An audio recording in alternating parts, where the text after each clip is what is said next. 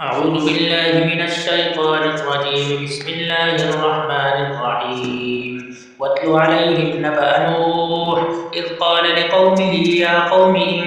كان كبر عليكم مقامي وتذكيري بآيات الله فعلى الله توكلت فأجمعوا أمركم وشركاءكم ثم لا يكن أمركم عليكم أمة ثم قضوا إلي ولا تنظرون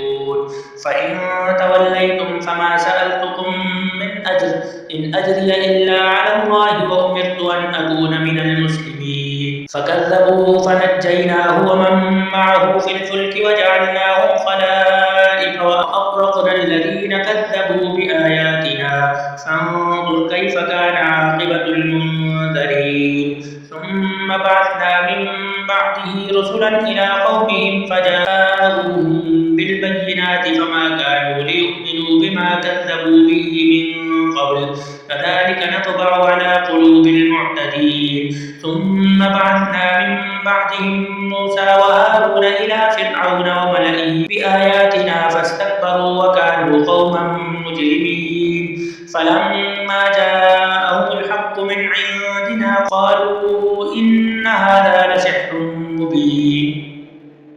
قال موسى أتقولون للحق لما جاءكم أسحر هذا ولا يفلح الساحرون قالوا أجئتنا لتلفتنا عما وجدنا عليه آباءنا وتكون لكما الكبرياء في الأرض وما نحن لكما بمؤمنين وقال فرعون ائتوني بكل ساحر عليم فلما جاء السحرة قال لهم موسى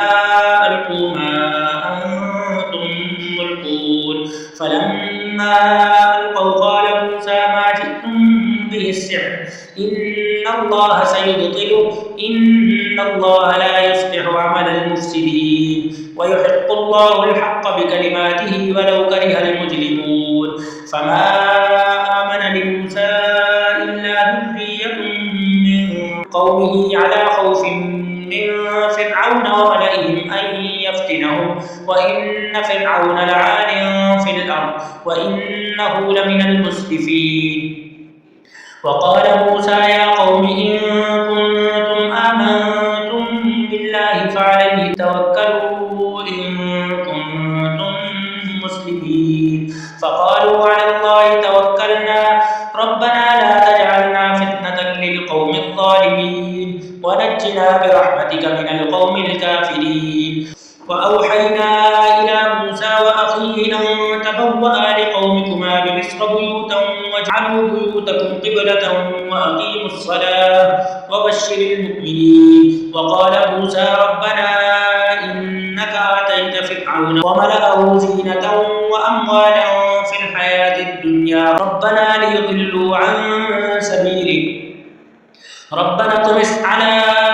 أموالهم واشدد على قلوبهم فلا يؤمنوا حتى يروا العذاب الأليم قال قد أجيبت دعوتكما فاستقيما ولا تتبعان سبيل الذين لا يعلمون وجاوزنا ببني إسرائيل البحر فأتبعهم فرعون وجنوده بغيا وعدوا حتى إذا أدركه الغرق قال آمنت أنه لا إله إلا الذي آمنت به بنو إسرائيل وأنا من المسلمين الآن وقد عصيت قبل وكنت من المفسدين فاليوم ننجيك ببدنك لتكون لمن خلفك آية وإن كثيرا من الناس عن آياتنا لغافلون ولقد بوأنا بني إسرائيل مبوأ صدق ورزقناهم من الطيبات فما اختلفوا حتى جاءهم العلم إن ربك يقضي بينهم يوم القيامة فيما كانوا فيه يختلفون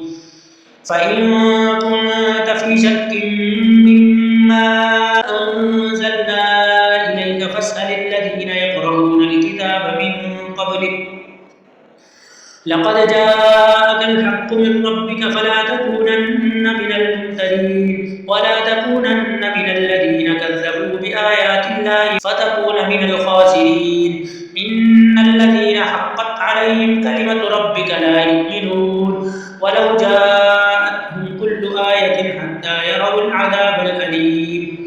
فلولا كانت قرية آمنت فنفعها إيمانها إلا قوم يونس لما آمنوا كشفنا عنهم عذاب الخزي في الحياة الدنيا ومتعناهم إلى حين ولو شاء ربك لآمن من في الأرض كلهم جميعا أفأنت تكره الناس حتى يكونوا مؤمنين وما كان لنفس أن تؤمن إلا بإذن الله ويجعل الرجس على الذين لا يعقلون قل انظروا ماذا في السماوات والأرض وما تغني الآيات والنذر عن قوم لا يؤمنون فهل ينتظرون إلا مثل أيام الذين خلوا من قبلهم قل فانتظروا إني معكم من المنتظرين ثم ننجي رسلنا والذين آمنوا كذلك حقا علينا ننجي المؤمنين قل يا أيها الناس إن كنتم في شك من ديني فلا أعبد الذين تعبدون من دون الله ولكن أعبد الله الذي يتوفاكم وأمرت أن أكون من المؤمنين وأن أقم وجهك للدين حنيفا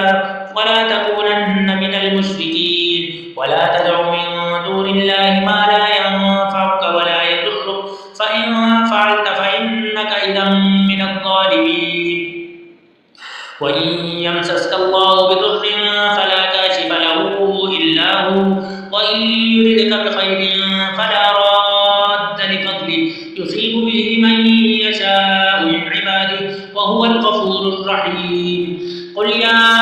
أيها الناس قد جاءكم الحق من ربكم فمن اهتدى فإنما يهتدي لنفسه ومن ضل فإنما يضل عليها وما أنا عليكم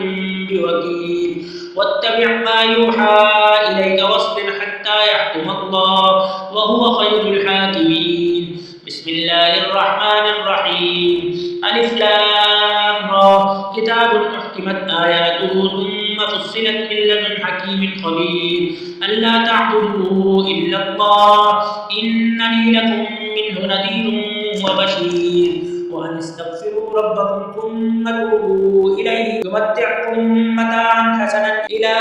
أجل مسمى ويؤت كل ذي فضل فضله وإن تولوا فإني أخاف عليكم عذاب يوم كبير إلى الله مرجعكم وهو على كل شيء قدير ألا إنهم يثبون صدورهم ليستخفوا منه ألا حين يستغشون ثيابهم يعلم ما يسرون وما يعلنون إنه عليم بذات الصدور